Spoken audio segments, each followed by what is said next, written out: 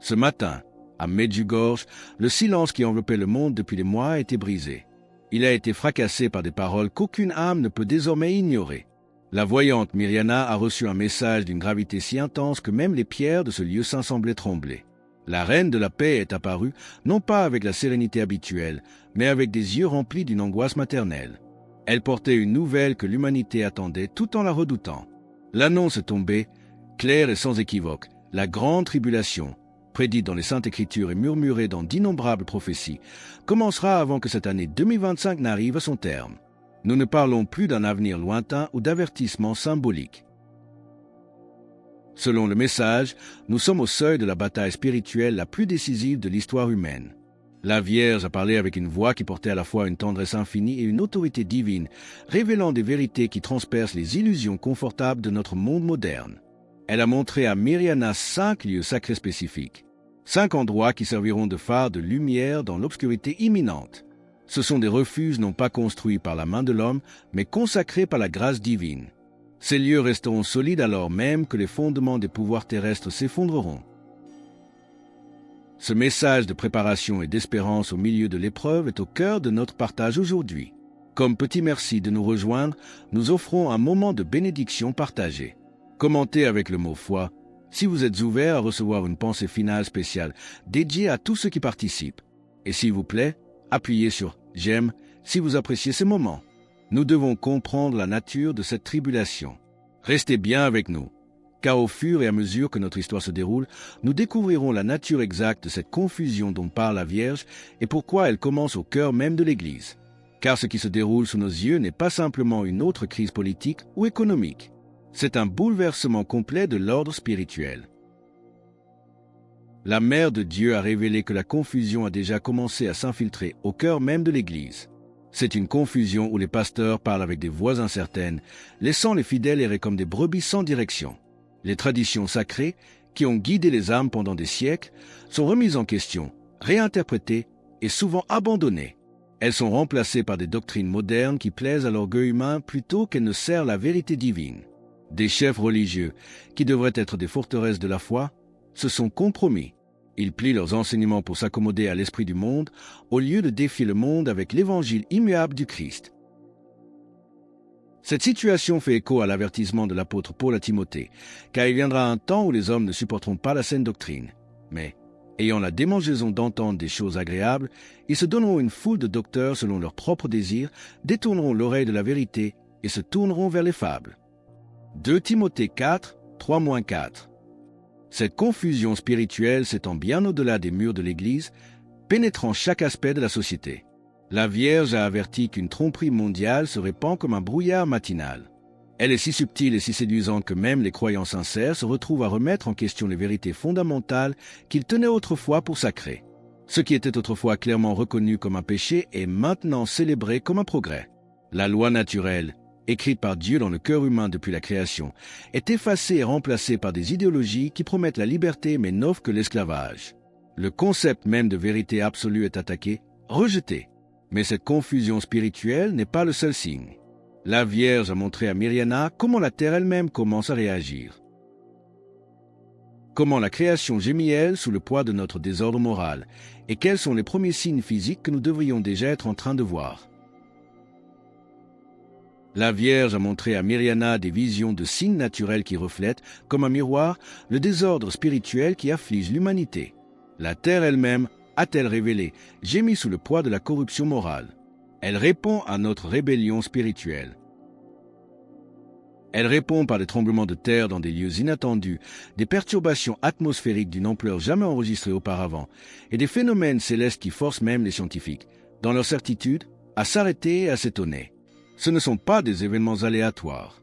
Ce sont, selon les mots du message, des signatures divines écrites à travers la création. Ce sont des appels urgents à la conversion.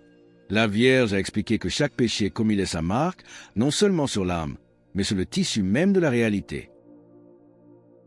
Et maintenant, ces blessures infligées à la création sont devenues si profondes qu'elles se manifestent par des convulsions visibles dans toute la nature.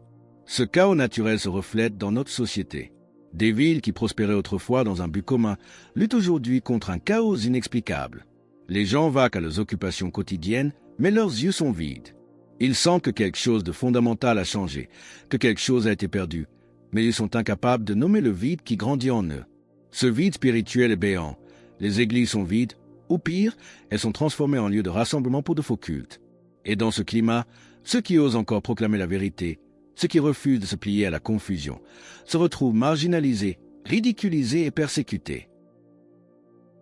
Mirjana a rapporté que, pendant qu'elle révélait ces scènes, la Vierge pleurait. Ce n'étaient pas les larmes de l'impuissance. C'étaient les larmes d'un amour maternel pur, des larmes pour chaque âme qui choisit l'illusion plutôt que la vérité, sachant que chaque âme perdue est une tragédie d'une ampleur incommensurable pour son cœur immaculé. Pourtant, et c'est là que le message pivote de l'avertissement à l'action, même dans cette obscurité grandissante, la Mère de Dieu a offert une espérance. Elle a offert une direction concrète pour ceux qui sont prêts à écouter. Elle a souligné qu'il n'est pas trop tard. Même maintenant, dans ces derniers moments avant que la tribulation ne se manifeste pleinement, le salut reste à portée de main pour ceux qui agissent avec décision. La Vierge a pleuré, mais elle n'a pas abandonné ses enfants.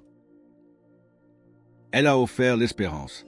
Elle a fourni des instructions spécifiques pour la préparation spirituelle. Mais quelles sont ces instructions? Qu'est-ce que cette foi vivante qu'elle demande, si radicalement différente du christianisme confortable que le monde encourage? Et comment cette préparation est-elle la clé de notre survie spirituelle? La reine de la paix a pleuré, mais ses larmes ne sont pas celles du désespoir. Ce sont les larmes d'une mère aimante qui, même en avertissant de l'obscurité, offre un chemin lumineux pour ceux qui sont disposés à l'écouter.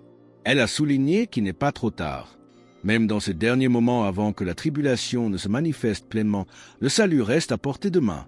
Pour cela, elle a fourni des instructions spécifiques pour une préparation spirituelle intense. La première, et la plus fondamentale, est l'appel à une foi vivante. Ce n'est pas une simple croyance intellectuelle. C'est une foi qui doit brûler comme un feu inextinguible dans l'âme. La Vierge a été très claire. Il ne s'agit pas du christianisme culturel confortable auquel notre société s'est habituée. Il ne s'agit pas de cette conformité sociale qui ne demande rien, mais d'une foi qui transforme radicalement chaque moment de notre journée. Une foi qui fait de chaque action une adoration et de chaque pensée une prière. Elle a invité à un dialogue constant avec Dieu, non seulement pendant les moments de prière désignés, mais comme une conversation continue qui accompagne le croyant à travers le travail, le repos, la joie et la douleur. Le cœur humain, a-t-elle insisté, doit apprendre à rester perpétuellement ouvert à la communication divine. C'est ainsi que l'on reçoit la force et la direction, moment par moment, au lieu de compter sur des réserves spirituelles accumulées qui s'épuisent rapidement sous la pression de l'épreuve. Mais cette connexion vivante exige un cœur pur. C'est pourquoi la deuxième instruction est si cruciale, la confession fréquente. Elle devient essentielle dans cette préparation. Ce n'est pas un lourd fardeau obligatoire, mais une arme puissante contre les forces de la tromperie. La Vierge a révélé que seules les âmes purifiées, celles qui se lavent régulièrement dans le sacrement de la réconciliation, pourront maintenir leur lucidité spirituelle. Elles seules pourront voir clair lorsqu'elles seront entourées par le brouillard épais de la confusion qui caractérise ces temps. La confession nous garde humbles, lucides et forts. C'est l'antidote à l'orgueil et à l'aveuglement. L'apôtre Paul nous exhorte en ce sens. Ne vous conformez pas au siècle présent, mais soyez transformés par le renouvellement de l'intelligence, afin que vous discerniez quelle est la volonté de Dieu, ce qui est bon, agréable et parfait. Romains 12h2. Cette transformation est impossible sans la grâce de la réconciliation. Troisièmement, la Vierge a souligné l'importance capitale du jeûne. Non pas comme une fin en soi, non pas comme un acte de pénitence auto-infligé, mais comme un moyen puissant pour affirmer l'autorité de l'esprit sur les désirs physiques. Par cette renonciation volontaire, les croyants créent un espace intérieur. Ils vident leur cœur de l'éphémère pour le remplir de la grâce. Ils démontrent leur volonté de choisir les valeurs éternelles plutôt que les plaisirs temporels. Cette discipline sacrée renforce la volonté et prépare l'âme à résister aux tentations qui, la Vierge l'avertit, s'intensifieront à l'approche de la tribulation. Foi vivante, confession, jeûne. Ces trois piliers renforcent l'âme individuelle. Mais la Vierge a aussi donné un avertissement crucial concernant ce qui nous attache au monde et nous rend vulnérables. Contre quelle fausse sécurité nous met-elle en garde et pourquoi la survie spirituelle dépendra-t-elle non seulement de notre force intérieure, mais aussi de ceux qui combattront à nos côtés? La foi vivante, la confession et le jeûne renforcent l'âme de l'intérieur. Mais la Vierge a donné une quatrième instruction, peut-être la plus difficile pour notre époque, un avertissement crucial contre l'attachement aux fausses sécurités de ce monde. L'argent, le succès, la renommée et le confort matériel, tout cela promet le bonheur, mais n'offre que le vide. Elle a averti que ceux qui restent enchaînés à ces illusions seront entraînés dans leur chute. Et elles doivent s'effondrer, car elles reposent sur les fondations mouvantes du sable de l'orgueil humain, et non sur le roc de la vérité divine. La Mère de Dieu a donc appelé à un détachement radical. Non pas un rejet des biens légitimes de la création, mais un détachement de l'amour désordonné des choses créées. C'est cet amour désordonné qui nous rend esclaves et qui aveugle nos âmes sur leur destinée ultime, nous faisant préférer l'éphémère à l'éternel. Si ce message, qui appelle à placer notre sécurité en Dieu plutôt que dans les promesses vides du monde, résonne profondément en vous et que vous vous sentez poussé à affirmer votre foi en cet instant, partagez Amen dans les commentaires ci-dessous. Enfin, la Vierge a souligné la nécessité absolue de la communion fraternelle entre les croyants. C'est l'antidote à la stratégie de l'ennemi qui cherche toujours à isoler. Les fidèles ne doivent pas rester seuls. Ils doivent se chercher activement les uns les autres, formant des communautés vivantes. Des communautés où la foi n'est pas seulement un ensemble de règles, mais où elle est transmise par le témoignage authentique d'âme à âme. La raison de cet appel est vitale. La Vierge a prévenu que dans les jours de la tribulation, ceux qui resteront seuls vacilleront sous la pression. Ils seront une cible facile. Mais ceux qui seront entourés de frères et sœurs dans la foi, s'épaulant mutuellement, trouveront la force surnaturelle de supporter n'importe quelle épreuve qui viendra. C'est le plan de Dieu. Nous ne sommes pas sauvés seuls, mais en tant que peuple, en tant que famille. Mais la Vierge n'a pas seulement donné des instructions spirituelles. Elle a révélé à Myriana quelque chose d'entièrement nouveau, quelque chose qui n'avait jamais été divulgué auparavant, quelque chose qui déterminera qui survivra à la tempête à venir et qui sera emporté. Elle a parlé de 5 lieux sacrés spécifiques sur Terre, 5 refuges qui brilleront comme des étoiles dans la nuit la plus profonde. Quels sont ces lieux et où se trouvent-ils? La foi vivante, la confession et le jeûne renforcent l'âme de l'intérieur. Mais la Vierge a donné une quatrième instruction, peut-être la plus difficile pour notre époque, un avertissement crucial contre l'attachement aux fausses sécurités de ce monde. L'argent, le succès, la renommée et le confort matériel, tout cela promet le bonheur, mais n'offre que le vide. Elle a averti que ceux qui restent enchaînés à ces illusions seront entraînés dans leur chute, et elles doivent s'effondrer, car elles reposent sur les fondations mouvantes du sable de l'orgueil humain, et non sur le roc de la vérité divine. La Mère de Dieu a donc appelé à un détachement radical, non pas un rejet des biens légitimes de la création, mais un détachement de l'amour désordonné des choses créées.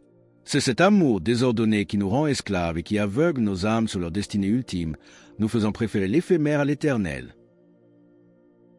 Si ce message, qui appelle à placer notre sécurité en Dieu plutôt que dans les promesses vides du monde, résonne profondément en vous et que vous vous sentez poussé à affirmer votre foi en cet instant, partagez Amen dans les commentaires ci-dessous. Enfin, la Vierge a souligné la nécessité absolue de la communion fraternelle entre les croyants. C'est l'antidote à la stratégie de l'ennemi qui cherche toujours à isoler. Les fidèles ne doivent pas rester seuls. Ils doivent se chercher activement les uns les autres, formant des communautés vivantes. Des communautés où la foi n'est pas seulement un ensemble de règles, mais où elle est transmise par le témoignage authentique d'âme à âme. La raison de cet appel est vitale. La Vierge a prévenu que dans les jours de la tribulation, ceux qui resteront seuls vacilleront sous la pression. Ils seront une cible facile. Mais ceux qui seront entourés de frères et sœurs dans la foi, s'épaulant mutuellement, trouveront la force surnaturelle de supporter n'importe quelle épreuve qui viendra. C'est le plan de Dieu. Nous ne sommes pas sauvés seuls, mais en tant que peuple, en tant que famille. Mais la Vierge n'a pas seulement donné des instructions spirituelles. Elle a révélé à Myriana quelque chose d'entièrement nouveau, quelque chose qui n'avait jamais été divulgué auparavant, quelque chose qui déterminera qui survivra à la tempête à venir et qui sera emporté. Elle a parlé de 5 lieux sacrés spécifiques sur Terre, 5 refuges qui brilleront comme des étoiles dans la nuit la plus profonde. Quels sont ces lieux et où se trouvent-ils? La Vierge a alors révélé à Myriana un secret qui n'avait jamais été divulgué auparavant, un plan divin pour la survie de la foi au milieu de la tempête à venir. Elle a parlé de 5 lieux sacrés spécifiques sur Terre, 5 refuges qui resteront spirituellement intacts face à la dévastation. Ils brilleront comme des étoiles dans la nuit la plus profonde de l'humanité. Il ne s'agit pas de destinations touristiques ou de grands monuments construits par l'homme, mais d'endroits humbles où le ciel a choisi de planter des semences d'espérance éternelle. Le premier refuge se cache au cœur des montagnes de l'Europe de l'Est. Là, d'anciens monastères ont préservé la flamme de la foi authentique pendant des siècles. Des moines et des moniales y continuent les prières liturgiques anciennes, immunisées contre les vents de la modernisation qui ont spolié tant d'églises de leur caractère sacré. La Vierge a expliqué que ce lieu deviendra un centre de lumière. Les pèlerins viendront y chercher une nourriture spirituelle pure lorsque toutes les autres sources auront été empoisonnées par le compromis mondain. Le deuxième sanctuaire existe dans un petit village d'Amérique du Sud. Là, des communautés indigènes ont maintenu leur simple et profonde dévotion au Saint-Sacrement, résistant silencieusement aux idéologies qui ont tenté de réduire l'Évangile à un simple activisme social. La Vierge a montré à Myriana comment cet humble lieu deviendra une centrale de prière, soutenant spirituellement les missionnaires envoyés dans des régions abandonnées par leurs propres pasteurs. En Afrique, le troisième refuge prend la forme d'une station missionnaire. C'est un lieu où des prêtres martyrs ont autrefois versé leur sang pour la foi. Le sol lui-même y est sanctifié. La Vierge a révélé qu'une protection surnaturelle entoure cet endroit comme un mur invisible. Au plus fort de la persécution, les croyants y trouveront un passage pour adorer librement et recevoir les sacrements de prêtres restés fidèles. Le quatrième lieu a surpris Myriana plus que tout autre. Il se trouve au cœur d'une grande métropole américaine où le sécularisme semble régner en maître absolu. Pourtant, sous la surface de cette agitation mondaine, un réseau de familles fidèles se prépare en silence depuis des décennies, transformant leur maison en véritable église domestique. C'est la preuve vivante que la sainteté peut fleurir dans les environnements les plus improbables lorsque les cœurs restent ouverts à la grâce. Enfin, le cinquième et dernier sanctuaire est le plus profond de tous, car il transcende la géographie. Il existe partout où 2 ou 3 sont réunis en foi authentique. Il existe là où le chapelet est prié avec une dévotion sincère, là où les âmes se consacrent entièrement à son cœur immaculé.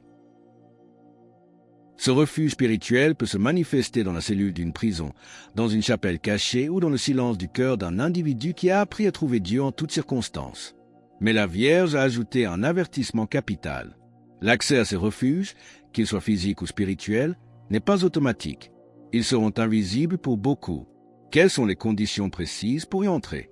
Et pourquoi la Vierge a-t-elle révélé que de nombreuses âmes, même celles qui se considèrent aujourd'hui comme dévotes, se verront refuser l'entrée? Mais la Vierge a ajouté un avertissement capital. L'accès à ce refuge n'est pas automatique. Ces sanctuaires, qu'ils soient géographiques ou spirituels, exigent plus qu'une simple présence physique. Elle a révélé qu'ils seront, en fait, invisibles à ceux qui s'approchent avec une foi tiède ou des motivations égoïstes. Les orgueilleux passeront à côté sans les voir. Les mondains les ignoreront, les jugeant insignifiants. Seules les âmes qui ont subi une conversion authentique, celles qui ont appris à préférer Dieu à tous les attachements terrestres, reconnaîtront ces lieux pour ce qu'ils sont vraiment. Les humbles y trouveront tout ce qui est nécessaire au salut éternel. Myriana a décrit comment la voix de la Vierge s'est faite plus urgente en expliquant la chronologie. Les processus de la tribulation s'accélèrent déjà, dépassant ce que les gouvernements humains peuvent contrôler ou même comprendre. Les guerres qui semblent concerner des territoires sont en réalité des conflits spirituels pour les âmes. Les effondrements économiques sont les manifestations d'une faillite morale qui a vidé les civilisations de leurs fondements. Les catastrophes naturelles sont les signes que la création elle-même gémit, criant pour le retour de son Créateur. Cette tromperie mondiale opère à plusieurs niveaux. Des chefs religieux qui rassurent au lieu d'avertir, des médias qui présentent des mensonges de manière convaincante, et des technologies qui créent des réalités virtuelles plus séduisantes que la vérité. Pourtant, la Vierge a souligné que cette confusion sert un dessein divin. Elle force chaque être humain à faire un choix fondamental qui ne peut plus être reporté. Le terrain d'entente confortable où résident les croyants tièdes est en train de disparaître. C'est pour partager cette lumière et naviguer ensemble dans cette tempête que notre communauté existe. Pour rejoindre notre communauté et ne manquer aucune histoire inspirante, pensez à cliquer sur « J'aime » et à vous abonner. C'est ici que réside l'avertissement le plus solennel. La Vierge a révélé que beaucoup, même ceux qui se considèrent aujourd'hui comme dévots, échoueront à cette épreuve. Pourquoi? Parce que leur foi n'a jamais été purifiée par un sacrifice authentique. Ils ont assisté aux offices comme une obligation sociale, ont suivi les règles pour maintenir leur respectabilité, mais ils n'ont jamais rencontré le Dieu vivant qui demande tout en échange de tout. C'est l'accomplissement de la parabole du semeur. Leur foi était superficielle, sans racine. Ainsi, Jésus a prévenu. Mais il n'a pas de racine en lui-même. Il est l'homme d'un moment. Et dès que survient une tribulation ou une persécution à cause de la parole, il y trouve une occasion de chute. Matthieu 13, 21. Lorsque la véritable persécution arrivera, lorsque suivre le Christ exigera une souffrance réelle plutôt qu'un simple inconvénient, ces croyants superficiels découvriront que leurs racines n'ont aucune profondeur. Le temps de l'hésitation est terminé. La reine de la paix a révélé les 5 refuges non pour créer la panique, mais pour offrir l'espérance. La tribulation séparera le bon grain de l'ivraie. La question n'est plus si l'épreuve arrive, mais comment nous allons y répondre. Le choix est maintenant devant chaque âme, la conversion ou la confusion. Le temps de l'hésitation est terminé. Le moment de la décision est arrivé. Le message transmis par Myriana depuis Medjugorje transperce le bruit de notre monde distrait comme un appel clair que personne ne peut plus ignorer. La reine de la paix, les yeux remplis d'angoisse maternelle, a parlé. La grande tribulation se manifestera avant que l'année 2025 n'exhale son dernier souffle. C'est le plus grand test spirituel de l'humanité, le moment de la séparation définitive du bon grain de l'ivraie. Ce n'est pas une épreuve lointaine, elle a déjà commencé par la confusion. Une confusion où la vérité absolue est rejetée, où le péché est célébré comme un progrès, et où les pasteurs eux-mêmes se compromettent, pliant l'Évangile à l'esprit du monde. C'est précisément le test que beaucoup échoueront. La Vierge a averti que de nombreuses âmes qui se considèrent aujourd'hui comme dévotes tomberont, parce que leur foi n'a jamais été purifiée par un sacrifice authentique. Leur religion était une obligation sociale, une respectabilité, mais jamais une rencontre avec le Dieu vivant qui demande tout. Sans racines profondes, ils seront balayés. Mais le message n'est pas une condamnation, c'est une invitation urgente. La reine de la paix a révélé les 5 refuges sacrés non pour créer la panique, mais pour offrir une espérance tangible. Ces refuges, qu'ils soient un monastère en Europe de l'Est, une humble communauté en Amérique du Sud, un lieu sanctifié en Afrique, une église domestique en Amérique ou le sanctuaire spirituel du cœur immaculé, sont le chemin de la survie. Mais ce chemin a des conditions. L'accès à ces refuges ne s'achète pas. Ils seront invisibles aux orgueilleux, aux tièdes et à ceux dont le cœur est encore attaché aux fausses sécurités du monde. Ils ne seront reconnus que par ceux qui ont entrepris la préparation demandée, une foi vivante, une confession fréquente pour garder l'âme lucide, le jeûne pour renforcer la volonté et la communion fraternelle pour que personne n'ait à se battre seul. Le choix est maintenant devant chaque âme, dépouillée de toute illusion. C'est le choix entre la conversion totale ou la confusion finale. C'est le choix entre le refuge sur du cœur immaculé de Marie ou les tromperies d'un monde mourant. Alors que nous concluons sur ce choix ultime entre le refuge et la confusion, nous vous invitons à déclarer votre foi. Commentez « Jésus est roi ci-dessous » pour affirmer cette vérité avec nous. Et votre parcours ne doit pas s'arrêter ici. Cliquez sur la vidéo qui apparaît maintenant sur votre écran pour un autre message puissant que nous avons préparé pour vous.